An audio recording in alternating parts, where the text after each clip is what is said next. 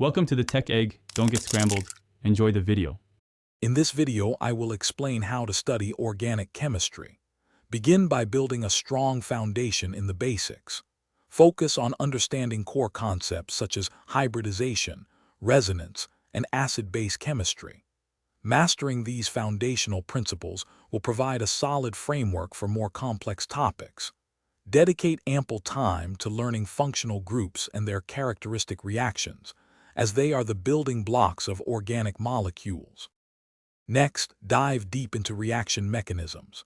Instead of memorizing, strive to understand the electron flow and bond breaking and forming processes.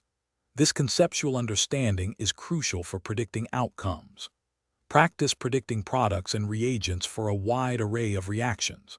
Work through at least 50 to 100 practice problems from your textbook or external resources to solidify your knowledge and problem-solving skills. Nomenclature is essential for clear communication in organic chemistry. Systematically learn the EUPAC rules for naming compounds, practicing with diverse examples. Spectroscopy is your detective tool. Understand the principles behind nuclear magnetic resonance, infrared, and mass spectrometry.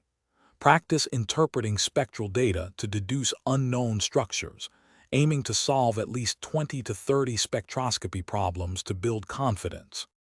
Finally, embrace active learning and consistent review. Don't just read, draw out mechanisms, synthesize reaction pathways, and explain concepts aloud. Form study groups with 2 or 3 peers to discuss challenging topics and solve problems together.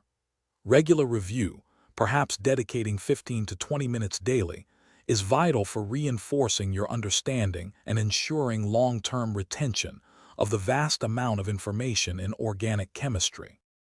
Thanks for watching. Consider subscribing if I helped unscramble your problems.